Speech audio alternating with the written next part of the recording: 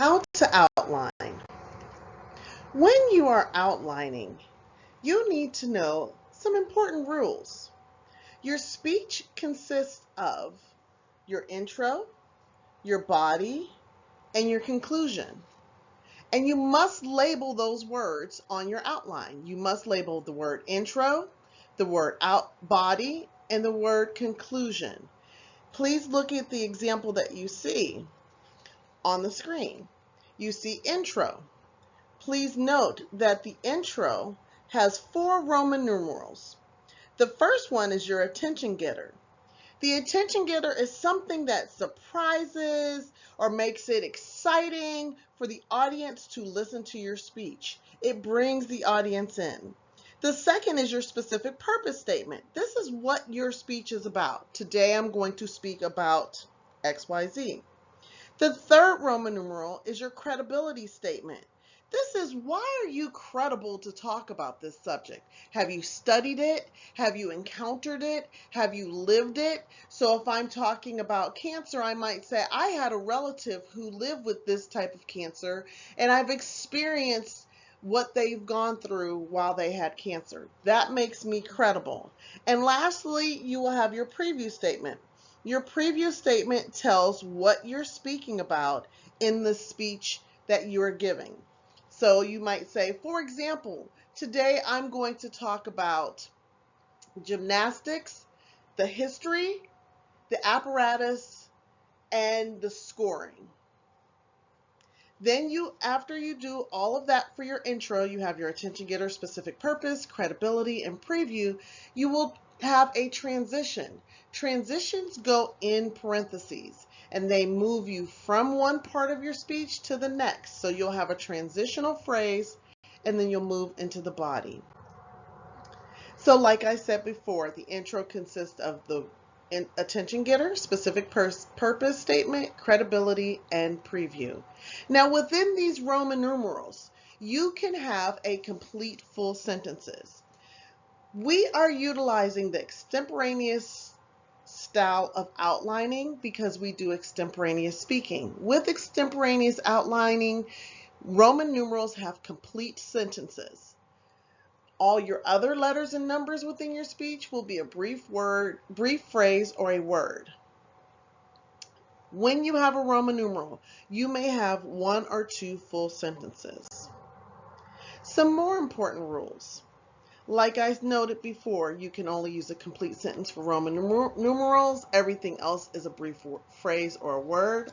For example, if I were going to give this speech and I have the body, Roman numeral is a complete sentence. The sport of women's gymnastics is comprised of 4 apparatus. A, the balance beam, B, the bars, C, the vault, D, the floor routine. Please note, those are just 1 word or 2 words. You don't have complete sentences there. Then you will transition. When you are doing transitions, you must have at least 5 transitions in your speech. 1 must be between the intro and the body. The second must be between the body and conclusion. And then you may have 3 more throughout the rest of your body. Can you have more than 5 transitions? Yes, you can have as many as you want, as long as it makes sense to move throughout your speech. But I am looking, and you are required to do 5. 1 between the intro and the body, 1 at least from the body conclusion, and the other 3 somewhere else throughout. Transitions must be put into parentheses. So let's think of some common transitions. You have first, secondly, to begin with, next, moving on, therefore, in conclusion. Those are transitions that help move your speech from one place to the next. Let's talk about sources. You must cite your sources in your speech. What do we mean by citing your sources? You have to cite in 3 different ways. You have to verbally, out loud during your speech, while you're speaking, say your source. So according to NBA.com. It must be typed within your outline. In parentheses, you will have your source next to the information that you gained that information from. The last way I should see your source is on your typed reference page. So verbally out loud, type within your outline and on your reference page. Sources go within parentheses on your outline next to the information it's referencing. When you cite a source within the outline, use just the main address. For example, you'll use nba.com, not www.nba.com/12.aavv. Okay, you just use nba.com. You need to have at least 3 sources, and 3 need to be at least from the past 5 years. So that makes 3 of your sources current. Let's look at the order of our outline. In the outline, you must outline in the following fashion: number, letter, number, letter, number, letter. Please see below. The level of numbers must be, you must have a Roman numeral first, Roman numerals, then what goes under there, what are your subpoints of Roman numerals will be capital letters. What are subpoints of your capital letters will be a number with a period.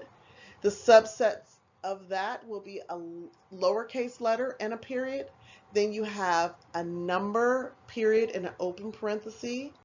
Then you'll have a letter, period, and an open parenthesis. So those are the things that I should see on your outline. Now, how you set them up and how they flow within your outline can vary, but I should not see a Roman numeral and then a lowercase letter underneath it. It should be a capital letter. You need to have at least 2 points per subpoint.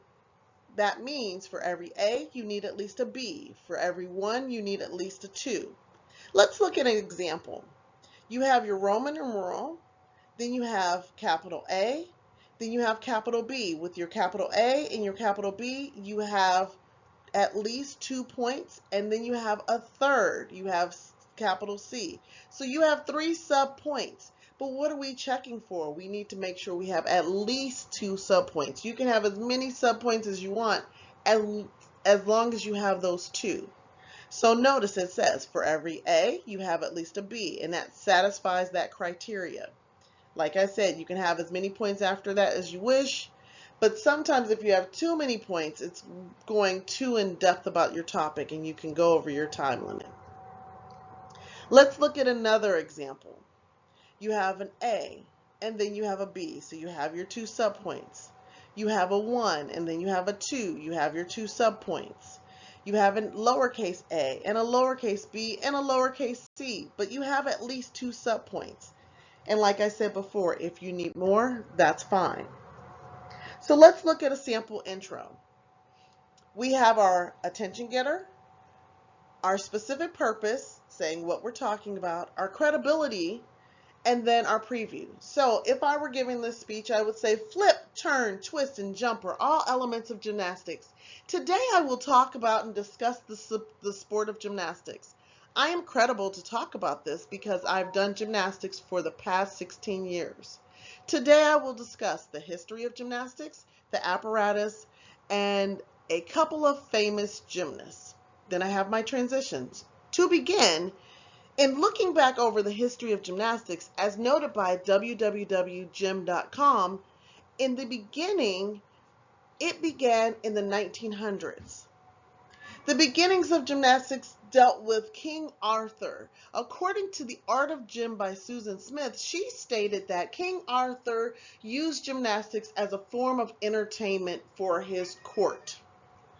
So notice I have only complete sentences for my Roman numerals, and then I have a word or a small phrase for my letters and my numbers. Then you must have a conclusion.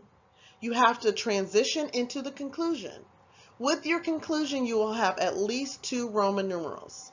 Your first Roman numeral will be your reiteration statement. This is a restatement of the main ideas that you spoke about in your speech. It restates your preview statement. So if I did a reiteration statement, I'll say, so today I examined gymnastics. I looked at the history of gymnastics, the apparatus, and I discussed a few important gymnasts. I'm reiterating what I started with in the beginning. Then Your second Roman numeral is a final statement. In an informative speech, you don't tell the audience what to do, you just have a concluding statement. In a persuasive speech, you tell the audience what to do, start, finish, you give them some type of persuasion. When you're doing your persuasive speech, you will, within your outline, label the 5 motivated sequence steps.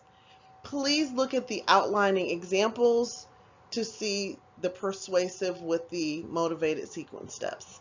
Please look at the outline examples to see a sample of an informative speech. And this concludes the instruction on how to do outlining for Communication Foundations 1545.